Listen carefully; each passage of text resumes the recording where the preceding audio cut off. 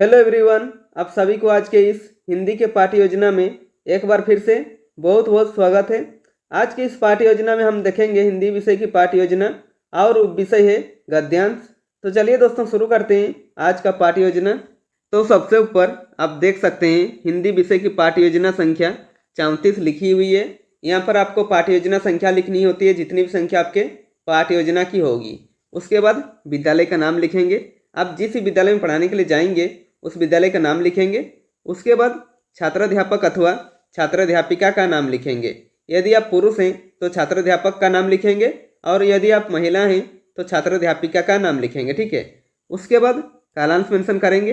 कालांश यानी कि पीरियड, आप जिस भी पीरियड में पढ़ाने के लिए जाएंगे उस पीरियड का यहाँ पर मेंशन करेंगे। उसके बाद है कक्षा, कक्षा है 6, विषय है हिंदी, प्रकरण है नादान दोस्त। ठीक है। उसके बाद है अवधि, अवधि है 45 मिनट। किसी किसी विद्यालय में 35 मिनट या 40 मिनट भी होता है, तो आप अपने विद्यालय के हिसाब से देख लीजिएगा। उसके बाद दिनांक मेंशन करेंगे। तो फ्रेंड्स, ऐसे बहुत सारे वीडियो पाने के लिए आप इस चैनल को सब्सक्राइब कर लीजिए और आप किसी विषय का लेसन प्लान चाहते हैं तो कमेंट बॉक्स में कमेंट करके बता सकते हैं। तो चलिए आगे बढ़ते हैं। उसके बाद आता है सामान्य उद्देश्य। सामान्य उद्देश्य विषय संबंधित होता है, तो यहाँ पर आप हिंदी विषय को ध्यान में रखकर लिखेंगे। सामान्य उद्देश्य में विषय और विषय को पढ़ाने से बच्चों में किन किन चीज़ों का विकास होगा वो सब इसमें लिखना होता है। इसमें मिनिमम 4 से 5 पॉइंट लिख सकते हैं या मैक्सिमम 8 से 10 पॉइंट लिखा जा सकता है। तो देखिए, पहला पॉइंट लिखेंगे छात्रों के विभिन्न विषयों के ज्ञान की वृद्धि करना। दूसरा पॉइंट में लिखेंगे छात्रों की विचार एवं तर्क शक्ति का विकास करना।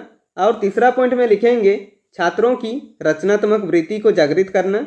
और चौथा पॉइंट में लिखेंगे छात्रों में अस्त व्यस्त विचारों को एक व्यवस्था देने और उनमें क्रमबद्ध रूप से सोचने की क्षमता विकसित करना। ठीक है। उसके बाद आता है विशिष्ट उद्देश्य। विशिष्ट उद्देश्य में कुछ ऐसे उद्देश्य जो कि टॉपिक से रिलेटेड उद्देश्य होता है, यानी कि छात्राध्यापक के द्वारा बच्चों को पढ़ाने के बाद बच्चों में क्या क्या बिहेवियर में चेंज आएंगे और किन किन चीज़ों का विकास होगा वो हमारे विशिष्ट उद्देश्य के अंदर इंक्लूड होते हैं। इसमें मिनिमम 3 पॉइंट लिख सकते हैं या मैक्सिमम 4 से 5 पॉइंट लिखा जा सकता है। तो देखिए, पहला पॉइंट में लिखेंगे छात्रों पक्षियों के बारे में जान सकेंगे। दूसरा पॉइंट में लिखेंगे छात्र पक्षियों के घोंसले के बारे में जान सकेंगे। और तीसरा पॉइंट में लिखेंगे छात्र के मन में पक्षियों के प्रति सहानुभूति का भाव उत्पन्न होगा। उसके बाद लिखेंगे शिक्षण विधि। शिक्षण विधि यानी कि टीचिंग मेथड। इसमें शिक्षक कौन कौन सा शिक्षण विधि प्रयोग कर पढ़ा रहे हैं वो यहाँ पर मेंशन करना होता है। तो देखिए, व्याख्यान विधि, प्रश्नोत्तर विधि और प्रदर्शन विधि। ठीक है। उसके बाद लिखेंगे शिक्षण सामग्री। इसमें आप शिक्षण सामग्री की जगह पर शिक्षण सहायक सामग्री भी लिख सकते हैं। इनमें वो सारी सामग्री आते हैं जो शिक्षक पूरे कक्षा यानी पूरे 45 मिनट पढ़ाने के दौरान प्रयोग करता है, जैसे कि देखिए चौक, डस्टर, श्यामपर, संकेतक, चार्ट पेपर इत्यादि। ठीक है। उसके बाद लिखेंगे पूर्व ज्ञान। इसमें क्या लिखा हुआ है देखिए, छात्र छात्रा मित्र से संबंधित जानकारी रखते हैं। ठीक है। उसके बाद आता है प्रस्तावना। प्रस्तावना प्रश्न किसी पाठ्य योजना का इम्पोर्टेंट हेडिंग कहा जाता है, क्योंकि प्रस्तावना प्रश्न बनाने में सबसे ज़्यादा दिक्कतें आती है। तो देखिए, प्रस्तावना प्रश्न का फॉर्मेट कैसे होता है देखते हैं। प्रस्तावना प्रश्न का फॉर्मेट 3 कॉलमों से बनता है। पहला कॉलम में लिखेंगे क्रम संख्या, दूसरा कॉलम में लिखेंगे छात्राध्यापक क्रियाकलाप अथवा छात्राध्यापिका क्रियाकलाप और तीसरा कॉलम में लिखेंगे छात्र छात्रा क्रियाकलाप। ठीक है। इसमें मिनिमम आप 3 प्रश्न पूछकर प्रकरण निकाल सकते हैं या मैक्सिमम 5 से 6 प्रश्न पूछकर प्रकरण निकाल सकते हैं। इसमें सभी प्रश्न और उत्तर क्रमबद्ध रूप में होनी चाहिए, यानी कि छात्राध्यापक के प्रश्न करने पर जो छात्र छात्रा उत्तर देंगे उसी उत्तर से छात्राध्यापक पुनः प्रश्न करेंगे। ठीक है। तो देखिए, यहाँ पर आपको और अच्छे से समझ में आएगा। क्रम संख्या में 1 लिखेंगे। छात्राध्यापक पहला प्रश्न करते हैं, पांडवों में धनुर्धर विद्या में कौन निपुण था? तो छात्र छात्रा क्या उत्तर देते हैं? उत्तर देते हैं अर्जुन। ठीक है। यहाँ पर देखिए, छात्र छात्रा क्या उत्तर दिए? छात्र छात्रा उत्तर दिए अर्जुन। अब इस अर्जुन शब्द को लेकर छात्राध्यापक पुनः एक प्रश्न करेंगे। ठीक है। तो देखिए, दूसरा प्रश्न करते हैं, महाभारत के युद्ध में अर्जुन के सारथी कौन थे? तो छात्र छात्रा क्या उत्तर देते हैं? उत्तर देते हैं श्री कृष्ण थे। ठीक है। उसके बाद छात्राध्यापक तीसरा प्रश्न करते हैं, श्री कृष्ण और सुदामा एक दूसरे के क्या थे? तो छात्र छात्रा क्या उत्तर देंगे? उत्तर देंगे सखा थे। ठीक है। उसके बाद छात्र अध्यापक चौथा प्रश्न करेंगे, सखा शब्द के पर्यायवाची शब्द बताइए। तो छात्र छात्र क्या उत्तर देते हैं? उत्तर देते हैं दोस्त, मित्र। ठीक है। उसके बाद छात्र अध्यापक पांचवा प्रश्न करेंगे, लेखक मुंशी प्रेमचंद द्वारा रचित नादान दोस्त के बारे में आप क्या जानते हो? तो छात्र छात्र क्या उत्तर देंगे? छात्र छात्र कोई उत्तर दे नहीं पाएंगे और मौन रहेंगे, या फिर जो भी उत्तर देंगे वो अस्पष्ट उत्तर होता है। ठीक है, यानी कि ये क्या हो जाएगा? समस्यात्मक प्रश्न हो जाएगा। ठीक है, इसका उत्तर छात्र नहीं दे पाएंगे तो कक्षा शिक्षक यानी आपका कर्तव्य है कि आप उस चीज को अच्छे से समझाएं बच्चों को। इसके बाद तुरंत ही आप पाठ की घोषणा करेंगे और कहेंगे, बच्चों आज हम लोग मुंशी प्रेमचंद द्वारा रचित नादान दोस्त के बारे में विस्तार पूर्वक अध्ययन करेंगे। ठीक है। उसके बाद आता है प्रस्तुतिकरण। प्रस्तुतिकरण पाठ को हमें सबसे अच्छा बनाना होता है कि जितना भी कंटेंट होता है टॉपिक का वो सब प्रस्तुतिकरण पाठ में रखेंगे। ठीक है। तो प्रस्तुतिकरण का फॉर्मेट कैसे होता है देखते हैं। प्रस्तुतिकरण का फॉर्मेट 4 कॉलमों से बनता है। पहला कॉलम में लिखेंगे शिक्षण बिंदु यानी कि टीचिंग पॉइंट, इसमें हम कौन कौन से पॉइंट कवर करेंगे वो सब लिखेंगे। दूसरा कॉलम में लिखेंगे छात्र अध्यापक क्रियाकलाप अथवा छात्र अध्यापिका क्रियाकलाप यानी कि पुपिल टीचर एक्टिविटी, इसमें क्लासरूम में टीचर क्या क्या एक्टिविटी कर रहे हैं वो सब लिखेंगे।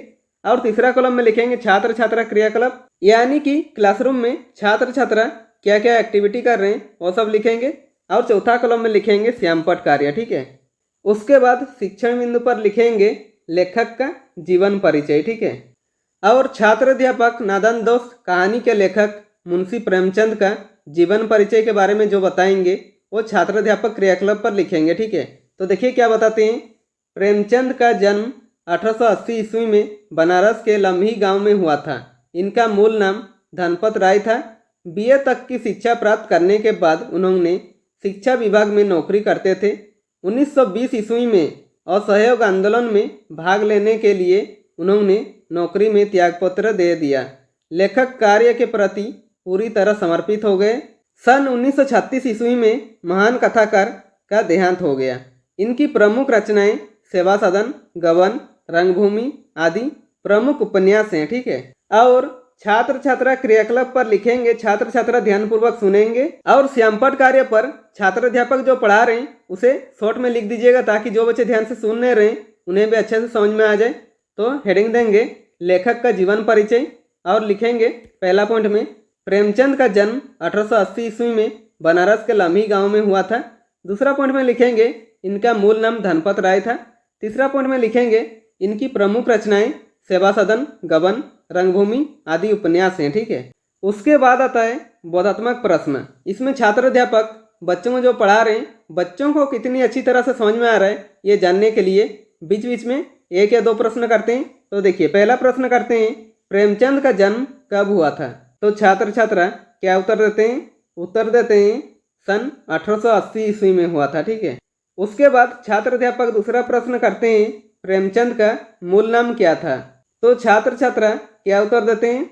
छात्र छात्रा उत्तर देते हैं मुंशी प्रेमचंद का मूल नाम धनपत राय था। ठीक है। उसके बाद शिक्षण बिंदु पर लिखेंगे नादान दोस्त शीर्षक का सारांश और इसके बारे में छात्र अध्यापक जो बताएंगे वो छात्र अध्यापक क्रियाकलाप पर लिखेंगे। तो देखिए क्या बताते हैं। नादान दोस्त प्रेमचंद जी की एक बाल कहानी है जिसमें उन्होंने केशव और उसकी बहन श्यामा की मासूमियत, नादानी और पक्षियों के प्रति उनकी उत्सुकता का वर्णन किया है।